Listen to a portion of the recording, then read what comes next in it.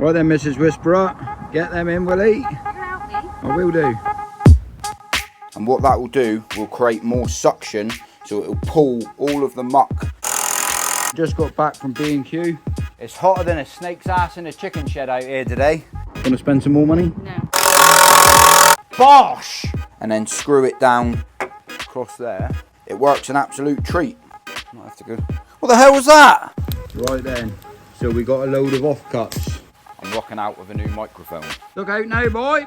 With a little bit of an overhang. Hello everyone, welcome back.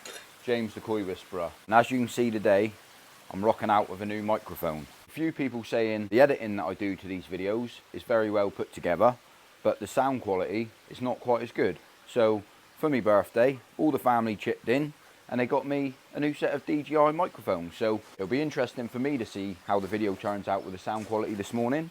But what we're up to today, as you can see right over there, I've got the bottom drain. I've got to get that one all sat in situ. But to start with, I got the pond vac out because after I cleaned down after laying all of these coping stones on the pond, I've got to suck a little bit of the old water out. It's surprising how much water gets in the bottom drain.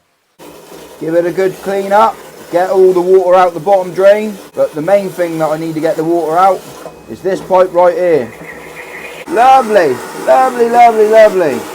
I'm going to finish up. This is a little bit noisy and I'll be back with you in a minute. Real quickly, I've cleaned out my bottom drain. I have got to sand it up and dry it off a little bit. There's a tiny little bit of water there. But this is not an actual spin drifter bottom drain, because what I've seen before, the spin drifter bottom drains, they actually have loads of holes in the bottom of here. And people say that they can build up a little bit of muck and get a bit of a bacteria problem. So you can do these bottom drains two ways. The one I've got actually comes from JBR Plastics. You can look them up on the internet if you're interested or needing a bottom drain. But I like the way that this one's designed because I actually currently use it on my main pond. I've got two in the main pond that I use. Basically you can cut the standpipe to the height that's required, and what you want to do is have it so you can just get a finger, just your bottom fingertip, all the way in around the bottom of the drain. And what that does, it creates more of a suction when you put this plate on as well. You could possibly use it with that straight in there.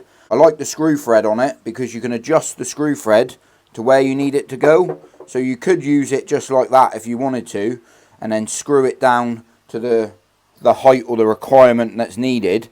I definitely need to cut the standpipe down slightly. They send you plenty because everyone has different requirements. It's definitely worth having a look to make sure that you get it how you want it. Basically, this creates more of a suction, so it's a bit like when you unplug your bathroom tap.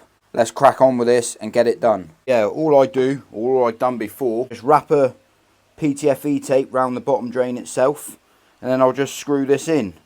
And the advantage with these bottom drains, if you ever get a problem, you can manually make yourself a tool. You can pop it off yourself by connection there, and you don't actually have to get in the pond to do any fixing, because you've got no pipe that you need to connect an airline to or anything like that.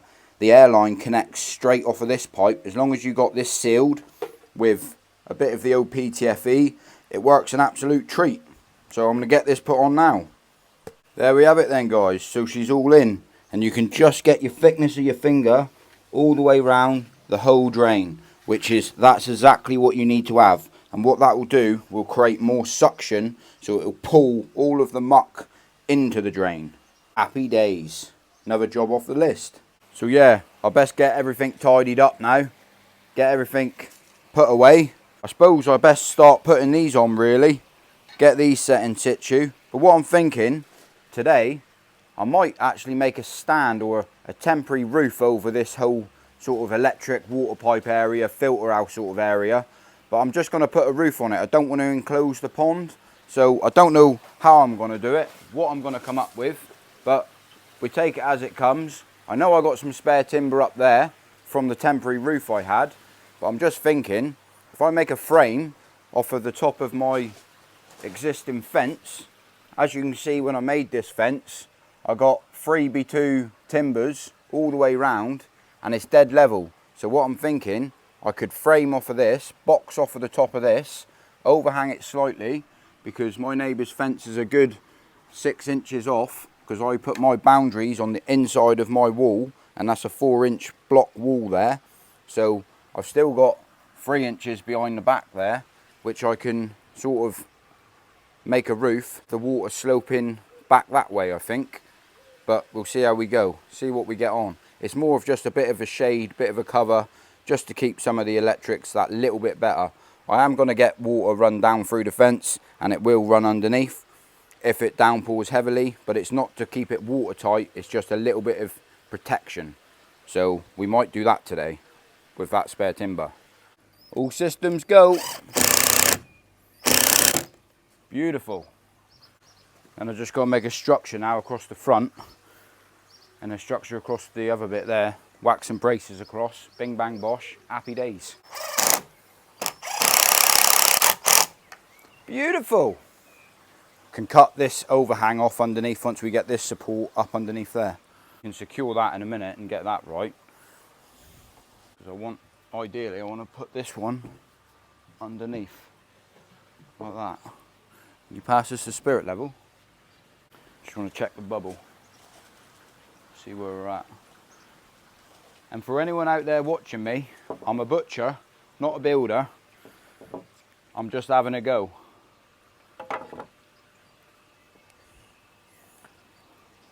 And then this will give me the support, see, across there.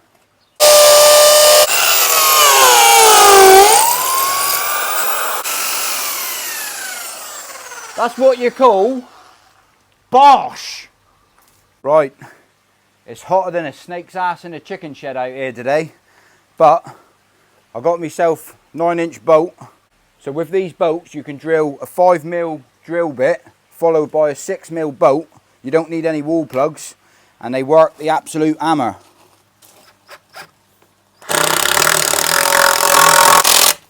Beautiful. She ain't going nowhere, son. Solid as a rock. Whew. It's getting warm. Cover that back in, look. And the reason why I don't want to concrete that in is because it's sat on the gravel. Basically, the main reason is it ain't going to absorb water because it's got about an inch of stones underneath it screwed into the concrete base this way round. That's what you call thinking for up there, down there for dancing.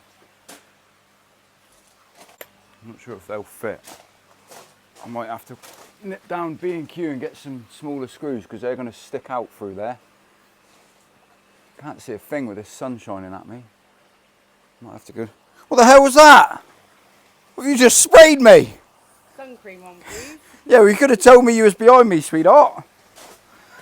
You just got it in my ear. It's all in my ear hole. Can you sort that out, please? Yeah.